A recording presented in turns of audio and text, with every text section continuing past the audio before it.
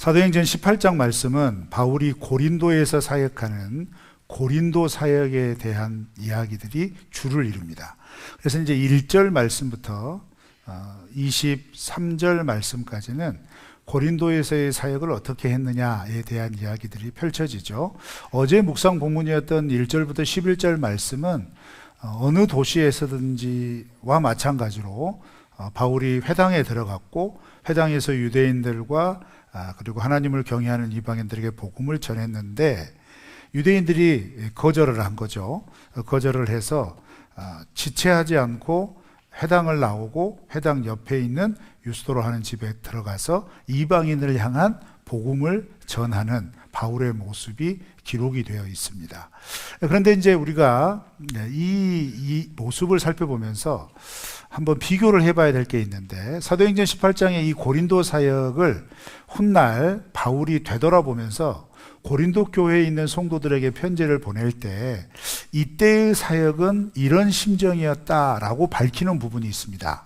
고린도전서 2장 1절부터 3절 말씀에 있어요. 우리 다 같이 한번 읽어보실까요? 시작. 하나님의 증거를 전할 때에 말과 지혜의 아름다운 곳으로 아니하였나니 내가 너희 중에 예수 그리스도와 그가 십자가에 못 박히신 것 외에는 아무것도 알지 아니하기로 작정하였습니다. 내가 너희 가운데 거할 때에 약하고 두려워하고 심히 떨었노라. 아멘. 자, 3절 말씀에 고린도에 거할 때 어떤 심정이었다고 밝히고 있죠? 약하고 두려워하고 심히 떨었다, 이렇게 얘기합니다. 여기에는 이제 우리가 개역 개정의 번역으로 보면 이미지가 어떤 이미지예요? 무서운 분위기인 거죠. 그렇죠? 고린도가 두려운 겁니다. 그런 감정들이 있었다, 이렇게 쉽게 받아들일 수 있어요. 근데 이제 이런 우리가 느낄 수 있는 그런 감정으로도 이해해도 되지만, 이 말은요 어떤 의미냐면 복음을 전하는 데 있어서 그만큼 적대적이었다, 이렇게 받아들이면 좋아요. 복음이 받아들여지지 않았다, 이렇게 이해하셔도 좋을 것 같습니다.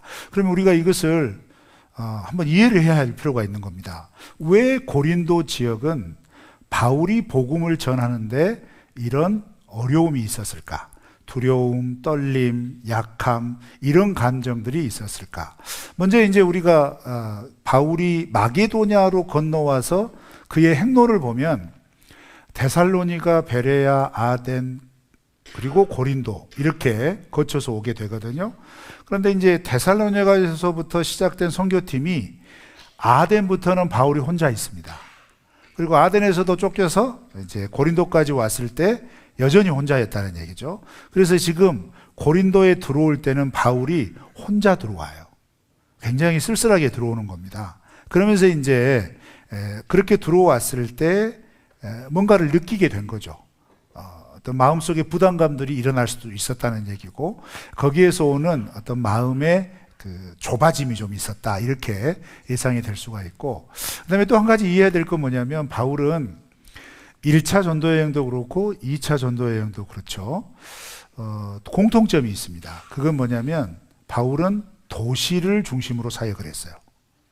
도시를 중심으로 사역한 이유는 이제 전체적인 그 여정의 맥락을 짚어보면 한 3가지 정도의 이유 때문에 그랬을 거다, 이렇게 압축이 되는데, 먼저 회당이 있는 도시를 찾아갔습니다.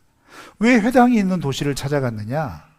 여러분, 예수 그리스도의 복음은 구약에서부터 약속된 복음이에요.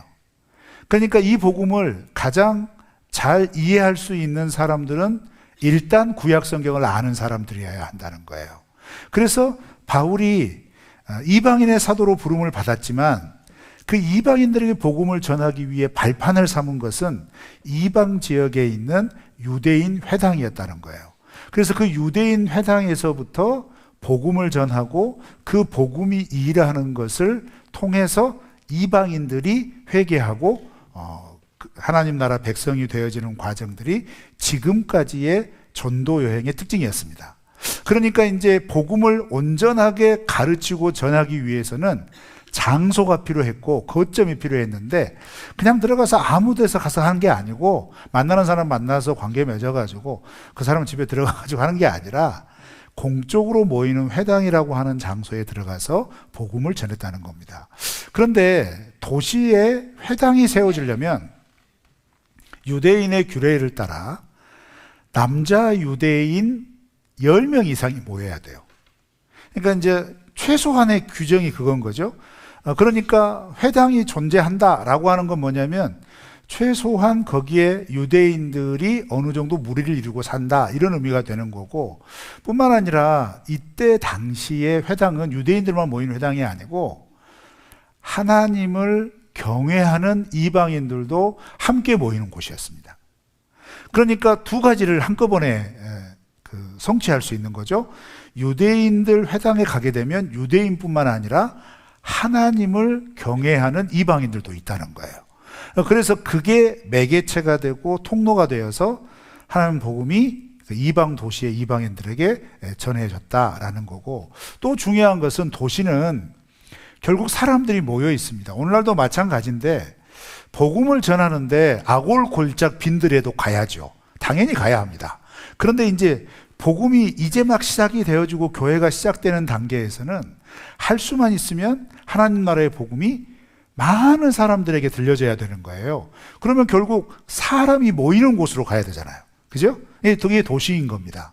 그러면서 이제 또 의도하지는 않았지만 이런 바울의 전도 여행에 나타난 공통점 중에 하나는 희한하게 회당에 가면 이방인들 가운데 귀족들이 있었어요. 지도자들이 있었다는 얘기입니다. 그래서 그 지도층이 회심이 되었을 때 나타나는 영향력도 무시할 수 없었다는 얘기입니다. 그래서 이제 여러 요인들로 인해서 바울은 이런 도시를 중심으로 하나님 나라의 복음을 증거하였다, 이런 얘기였고, 그리고 결국 이런 전략은 아시아 지역에서는 상당한 효과를 거두었습니다. 상당한 효과를. 그런데 이제 마게도냐로 딱 넘어와서는 어떤 일이 발생되느냐, 회당이 없는 도시도 있었어요. 회당이 없는 도시. 그래서 회당이 없는 도시는 어떻게 해요? 바울이 기도처를 찾았어요. 기도처는 최소 몇 명이, 한 서너 명 정도라도 야외에서 날씨 좋으니까 그 하나님의 이름으로 모여서 기도하는 어떤 일정한 공간들이 있었다는 겁니다. 대개 이제 역사적으로 보면 그게 이제 빨레터 주변이랄지 사람들이 모이는 장소, 쉽게 알 수 있는 거점이 되는 그런 곳이었다는 얘기죠. 그래서 거기에 가서 복음을 증거하는 경우도 있었습니다. 자, 그런데 고린도 지역에 들어와서는 고린도에는 이때 당시 고린도는 인구가 약 70만이 넘어가는 굉장히 큰 도시였어요. 여러분 70만이라고 하니까 별로 아무도 안 놀라시잖아요. 우리 전주 인구가 이제 60만 넘는 거 아시죠? 전주보다 훨씬 큰 도시였다는 얘기입니다. 그런데 왜 이렇게 큰 도시였느냐? 여기는 교통의 요충지거든요. 지도를 살펴보면 그리스가 위치하고 있는 마게도니아 반도와 그 마게도니아 반도의 끝자락, 그 끝자락에 있는 필로폰네소스 반도, 그 마게도니아 반도와 필로폰네소스 반도가 아주 좁은 땅으로 연결이 돼 있어요. 아주 좁은 땅으로 연결되어 있는 이 좁은 지역에 고린도가 있는 거예요. 그러니까 지중해에서 로마 쪽에서 들어오는, 내해로 들어오는 해상 무역이 고린도에서 이제 아시아 쪽으로 넘어가기 위해서는 두 가지 방법이 있는데, 이 필로폰네소 반도를 뺑 돌아가지고 배 타고 가는 경로가 있는데, 이게 사실은 이 뱃길이 험하다는 얘기예요. 좀 좋지 않아서 이때 당시 사람들이 어떻게 했느냐, 웬만한 작은 배는 육로로 옮겨버려요. 그 정도로 좁다는 얘기입니다, 육지가. 그래서 배나 물자를 옮겨가지고 그 반대편에 있는 항구, 겐그레아, 오늘 말씀에도 등장하죠. 고린도와 겐그레아가 동서로 딱 해안을 맞대고 있는 거예요. 그 겐그레아로 옮겨서 이제 아시아 쪽으로 넘어가는 겁니다. 에베소 쪽으로 넘어가는 그런 해상 무역로가 있었다는 얘기입니다. 그러니까 고린도는 상업적으로 굉장히 풍성한 도시였어요. 굉장히 풍성한 도시였음에도 불구하고 또 이 고린도는 헬라 철학의 근원지와 가까워요. 아덴과 가까이 있는 거예요. 그러니까 이 사도행전이 쓰여질 당시에 고린도 사람들의 수준은 어떤 수준이었느냐? 대화를 해도 철학적으로 해요. 그래서 에피쿠로스 학파, 스토아 학파, 우리가 상식적으로 들어왔던 그런 철학 사조들이 거기에 다 있는 겁니다. 그래서 일상의 낙이 뭐냐? 광장에 나가가지고 인생이 뭐냐? 얘기해봐라. 나는 이렇게 생각했다. 당신은 어떻게 생각? 이게 대화였어요. 이게 지적인 수준이 높다는 겁니다. 또 지적인 수준이 높았는데 또 희한하게 반대되는 모습이 나오는데요. 이 지적인 수준이 높다고 해서 그러면 삶이 정갈했냐? 그건 또 아니었어요. 왜냐하면 고린도가 하는 도시 뒤편에 보면 약 600m 높이의 큰 바위산이 있답니다.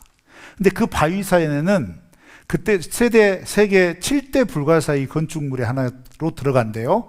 그 아프로디테 신전 건축물이 있습니다.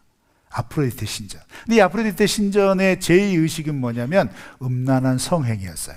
그래서 당시 고린도에는 약 1,000명이 넘는 여자 신녀들이 있었다고 해요. 근데 이 여자 신녀들이 하는 일이 뭐예요? 아프로디테 여신을 즐겁게 하고 그를 섬기는 행위로서 성행위를 하는 거예요. 그래서 밤마다 고린도 시내에 나가서 고린도 시민들과 아무나 붙잡고 그런 행위를 했다고 그러죠. 그래서 이런 문화 때문에 두 가지의 고유 명사가 생겼어요. 어떤 명사냐면 코린티아 조마이라고 하는 말이 있습니다. 코린티아 조마이. 그럼 뭐냐면 고린도스럽다 이런 의미예요. 고린도처럼 산다, 고린도처럼 행한다 이런 의미거든요. 그럼 이 코린티아 조마이라고 하는 말의 의미는 언뜻 보면 고린도 형식, 고린도 방식 이렇게 우리가 받아들일 수 있지만 이 말의 본뜻은 뭐냐면 음란하게 행한다 이런 말이에요. 아주 음란스럽다 이런 말이 코린티아 조마이라는 말입니다. 그 다음에 또 한 가지 단어는 뭐냐면 코린티아 스테스라는 말이 있습니다. 코린티아 스테스. 이 코린티아 스테스는 여성 명사인데요. 고린도 여인이라는 뜻입니다. 근데 이 고린도 여인이 가지는 원래의 뜻이 뭐냐? 동의어가 뭐냐? 창녀라는 얘기예요. 그러니까 이제 삶 자체가 그런 삶이라는 거예요. 그러니까 굉장히 부도덕했다는 거예요.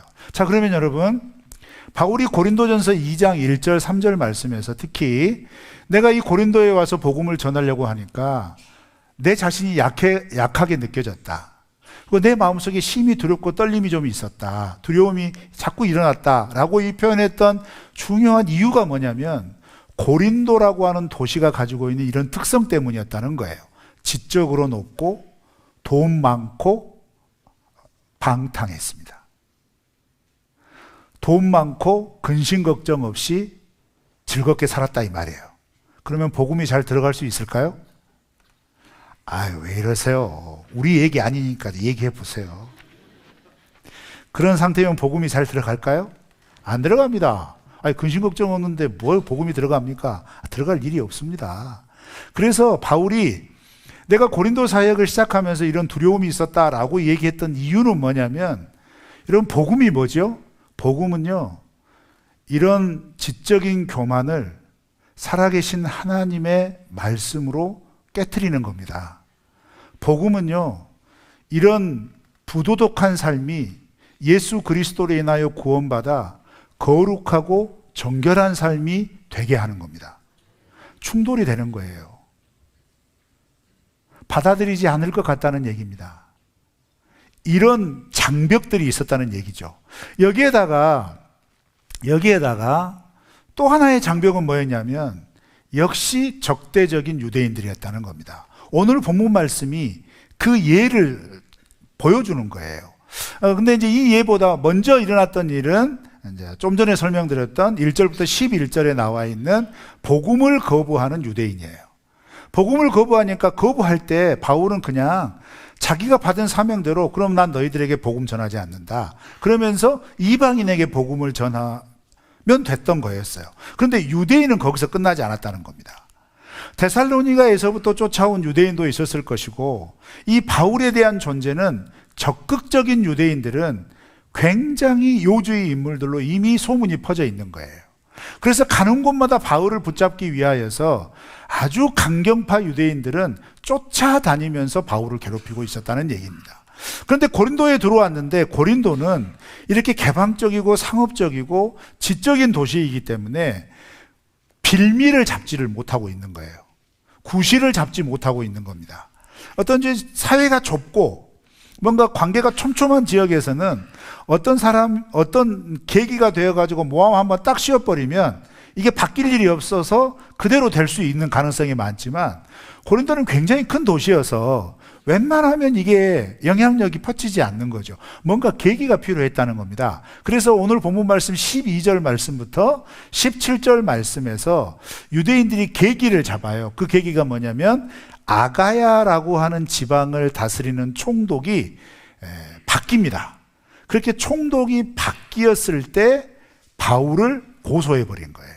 이제 고소의 내용은 13절 말씀이죠. 13절 말씀에 보면 그렇게 말합니다. 율법과 다른 것을 가르친다. 율법을 어긴다. 이렇게 얘기를 합니다. 그럼 우리가 또 생각했을 때 이렇게 생각할 수 있죠. 아니 왜 그 자기들 율법 어기는 걸 가지고 법정에 고소를 했을까?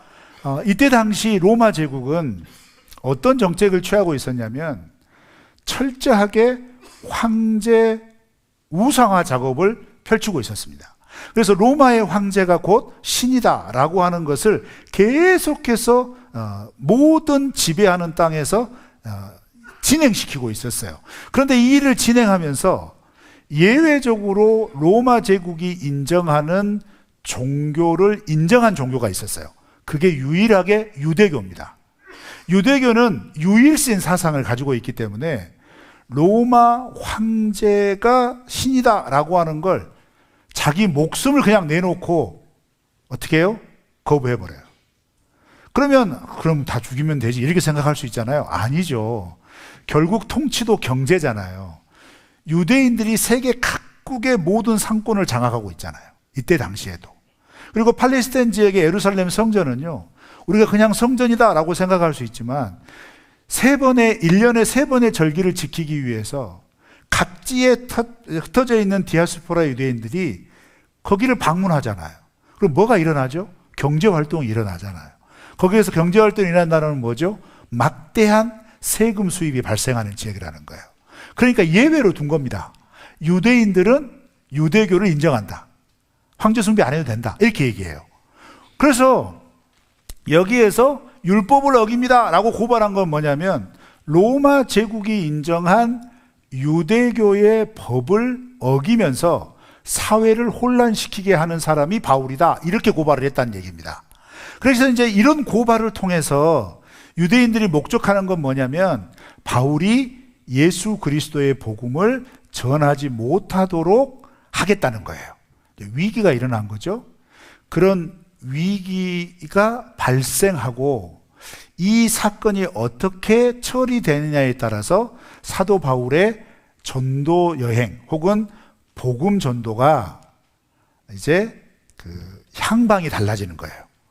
계속해서 복음을 전할 수 있느냐 아니면 여기에서 막혀서 이제 철저하게 그 음지로 들어가느냐 여기에 기로에 선 겁니다. 그래서 여러분 이 사도행전 18장에 고린도에서 일어난 갈리오 총독의 판결은요 사도 바울의 선교여행 여정에 있어서 굉장한 의미를 갖는 거예요.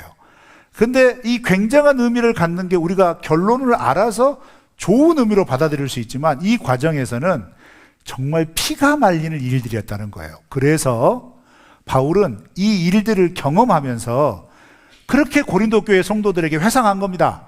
내가 심히 약해졌다.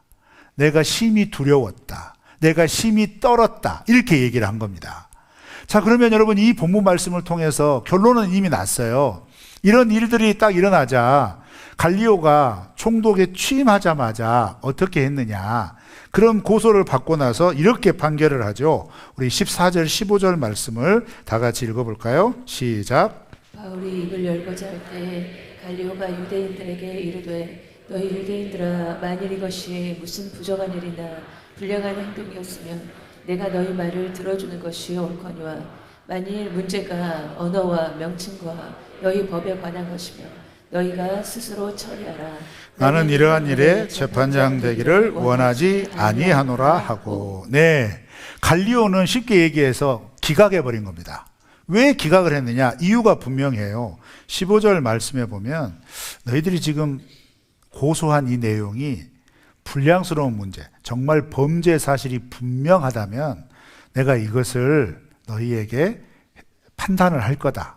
근데 15절에서 뭐라고 얘기하냐면, 근데 이게 너희들의 종교의 율법에 대한 언어, 명칭, 법에 관한 문제라면 나는 너희에게 이거 상관할 수 없다. 이렇게 얘기한 겁니다. 그러면서 이제 15절에 이렇게 문제라고 번역한 단어가 있거든요. 만일 문제가 너희 언어와 명칭과 너희 법에 관한 것이면 이렇게 번역이 되어 있잖아요. 이 문제라고 번역한 단어의 뜻은 뭐냐면 토론하다라는 뜻입니다. 원래 의미가. 그러니까 갈리오는 유대인이 바울을 고소한 이 사건을 가만 보니까 자기들끼리 토론하다 온 것으로 이해를 한 거예요. 자기들의 그 율법을 가지고 이건 맞고 저건 저렇고 이건 이러니 이렇게 자기들끼리 얘기하다가 수가 틀려서 자기한테 온 거라고 생각한 겁니다. 그래서 어떻게 했느냐? 너희들의 종교의 문제는 너희들의 안에서 해결을 하여라 하면서 원천적으로 기각을 해버린 거예요. 그럼 이 사건이 가진 의미는 뭐냐면, 이게 겉으로 보면 단순 기각으로 멈춰질 수 있지만 이건 아가야 총독의 공식 판결이에요. 그 말은 무슨 말이냐면 앞으로 사도 바울이 어느 지역에 가서 복음을 전할 때, 특히 아가야 지역에 속한 지역에 가가지고 복음을 전할 때는 앞으로 사도 바울이 전하는 복음은 유대교의 일부라는 거예요. 그러니 법적으로 제재를 받지 않는다는 겁니다. 그 핍박받지 않는다는 겁니다. 이단이나 몹쓸 종교가 아니라는 거예요. 그런데 여러분, 이걸 비교할 수 있는 게 뭐냐? 여러분, 빌립보에서 그 바울과 실라가 귀신 들린 여종에게서 귀신을 쫓아내주고 그것으로 인해서 점치면서 수입을 얻었던 주인들이 수입을 얻지 못하게 되니까 바울과 실라를 고소하면서 어떤 명분을 붙였냐면 풍속을 해친다, 법을 어긴다 하면서 율법을 어기고 풍속을 해치는 이런 표현을 썼거든요. 그러니까 붙일 수 있는 거 다 붙여서 이것을 종교 쟁점화 시킨 거예요. 그런데 종교 쟁점화 시킬 때 로마 제국 안에서는 로마 황제 숭배를 거부하는 것과 로마 제국이 인정한 유대교의 율법에서 아니다고 한 것은 로마법을 어기는 것으로 간주하고 가혹하게 처벌을 했다는 거예요. 그러니까 바울과 실라가 채찍질을 맞고 깊은 감옥에 갇힌 겁니다. 이 고린도에서 똑같은 일이 벌어질 수 있었고, 근데 빌립보와 고린도의 차이는 뭐냐? 빌립보는 그 빌립보 안에 일반 관리들의 그 결정이었고, 고린도에서의 이 결정은 총독의 결정이었다는 거예요. 그러니까 앞으로 이 총독의 결정은 법적인 효력을 갖는다는 거죠. 그래서 갈리오가 야, 유대교의 문제는 유대교 안에서 해결해라, 이렇게 기각을 시켜버리는 것이 가지는 중요한 의미는 뭐냐면, 앞으로 사도 바울은 이 결정으로 인해서 고린도 시내뿐만 아니라 아가야 지역의 어느 곳에서든지 합법적으로 이 복음을 전할 수 있게 된 겁니다. 그래서 실제로 오늘 본문 말씀에 보면 이 판결을 받고 바울이 곧바로 고린도를 떠나잖아요. 며칠을 수일을 더 머뭅니다. 개역개정에는 수일을 더 머물렀다 이렇게 얘기를 하지만 몇 개월을 머물렀다고 그래요. 그래서 사실 고린도의 사역기간이 1년 6개월이 된 중요한 이유가 뭐냐? 이 판결 때문이에요. 그 이전의 도시들은 이런 총독의 권한까지는 아니었어도 일반 관리들의 결정 때문에 그 결정으로 쫓겨나다시피 도시에서 도시로 전전했었거든요. 그렇게 해서 피해 다니고 도망 다니면서 이 복음을 전했는데, 이제 이 갈리오 총독의 기각 판결로 인해서 날개를 단 겁니다. 복음 전도에 날개를 달게 된 거예요. 그래서 고린도 교회가 세워지고 탄탄하게 서 나갈 수 있는 발판을 마련하게 된 겁니다. 여러분, 제가 이 말씀을 가지고 여러분과 나누고 싶은 말씀은 딱 하나입니다. 뭐냐면요, 어떻게 이 일이 가능했을까라는 거예요. 사도 바울의 여정 가운데 이러한 일이 일어날 수 있었던 이유, 원인이 어디에 있을까? 그래서 사도행전 18장에서 이 고린도 안에서의 사역 안에 이 결론이 나오게 된 원인들을 쭉 한번 살펴보고 점검해 보니까 이렇게 될 수밖에 없었던 놀라운 하나님의 섭리가 있었죠. 그게 18장 10절의 약속입니다. 우리 10절 말씀을 다 같이 읽겠습니다. 시작. 내가 너와 함께 있음에 어떤 사람도 너를 대적하여 해롭게 할 자가 없을 것이니 이는 이 성 중에 내 백성이 많음이라 하시더라. 아멘. 여러분, 이 10절의 말씀은 어떤 말씀이냐면 유대인의 회당에 들어가서 복음을 전하다가 유대인들에게 대적을 당합니다. 곤란함을 당해요. 그래서 사도 바울이 이제 회당에서 말씀을 전하지 않고 회당에서 빠져나와 버려요. 그리고 유수도 집에 들어가서 복음을 전하면서 있던 그 막 찰나입니다. 매우 막막한 순간이죠. 사도 바울이 사실 그렇게 막막하진 않았을 거예요. 그렇지만 상황 자체가 고린도에서도 역시 데살로니가 그리고 베레아, 아덴에서와 마찬가지처럼 유대인들이 등을 돌린 거예요. 유대인들이 본격적인 박해가 시작되기 직전이란 얘기입니다. 그런 찰나에 하나님께서 환상 중에 나타나셔서 약속을 해주신 거예요. 어떤 약속을 해주시느냐? 걱정하지 말아라. 내가 너와 함께 있다. 너를 누구도 해치지 못할 거다. 여러분, 이 말씀은 빌립보에서부터 시작되어서 데살로니가, 베레아, 아덴에 이르기까지 사도 바울이 유대인들에게 곤란함을 당하였던 그 곤란함들을 지속적으로 생각나게 하는 표현이에요. 그런 곤란하고 어려움을 당하는 가운데서도 누구도 너를 해치지 못하게 할 거다. 고린도에서도 너를 해칠 자가 없을 거다 라고 하는 약속을 분명히 해주시는 겁니다. 그런데 여러분, 이 말씀이 어떻게 성취가 된 거예요? 갈리오의 이 판결로 성취가 된 것입니다. 사랑하는 성도 여러분, 이 말씀이 우리에게 주는 도전은 분명합니다.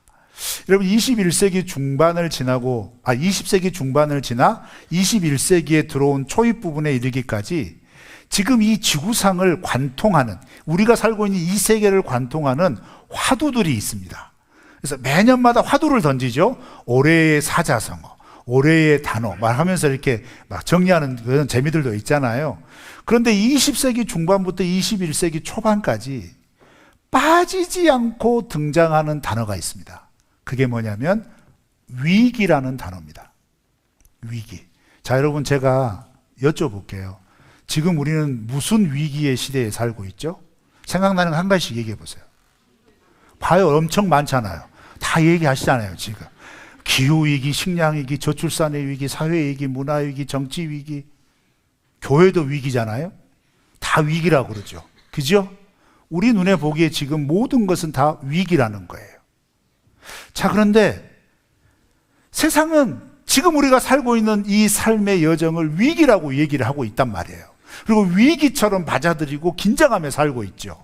그런데 이 말씀을 보면 이 세상 속에 사는 하나님 나라 백성은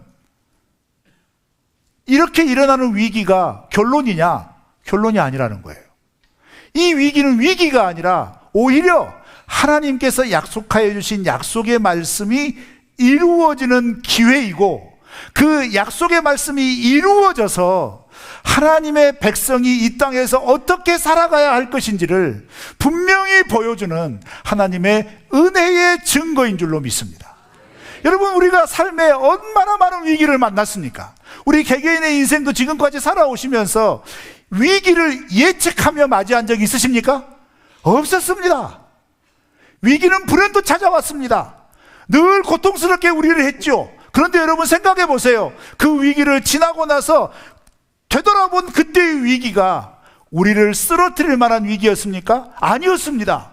하나님이 우리와 함께하여 주셨다는 것을 확인할 수 있었던 위기였고, 그 위기 속에서 사랑하는 하나님께서 나를 어떻게 이끌어서 지금 이 모습으로 서게 해 주셨는지를 증거하고 찬양하는 놀라운 과정이었음을 우리는 고백할 수 있는 것입니다. 자, 그러면 지금 우리가 만나는 위기도 마찬가지겠죠. 지금 교회도 위기라고 그러고, 사회도 위기라고 그러고, 또 정치도 위기라고 그러고, 우리의 삶의 모든 삶 속에 특히 이 지구상의 전체적으로 위기라고 하면서 사람들은 위기다, 위기다, 위기다, 위기다라고 얘기하지만, 세상이 위기라고 하는 이 위기라고 하는 시간 속에 하나님이 마련하여 주신 갈리오 총독과 같은 놀라운 섭리가 우리에게 예비되어 있다는 겁니다. 그래서 우리는 위기라고 생각되는 순간일수록 우리의 삶의 주인 되어주시고 우리의 삶의 인도자 되어주시는, 특히 10절에서 들려주셨던 것처럼 내가 너와 함께 있어 너를 해칠 자가 없을 것이다 라고 말씀하신 그 하나님의 음성이 오늘날 우리의 약속해 주시는 하나님의 음성이 되시는 것을 믿으시길 바랍니다. 그렇다면 우리는 어떻게 살아야 하죠? 위기를 스스로 결론으로 삼지 않기를 바랍니다. 위기는 하나님 대신 하나님의 구원하여 주심, 하나님의 역사하심을 우리에게 펼쳐주시기 위한 기회의 문인 줄로 믿습니다. 위기를 기회로 바꾸셔서 우리의 걸음을 선하게 인도하여 주시는 살아계신 하나님이 우리와 함께 하십니다. 그 하나님이 우리의 발걸음을 지켜주실 것입니다. 이 믿음으로 이번 한 주간도 주님과 함께 믿음으로 살아내시기를 주의 이름으로 축원합니다.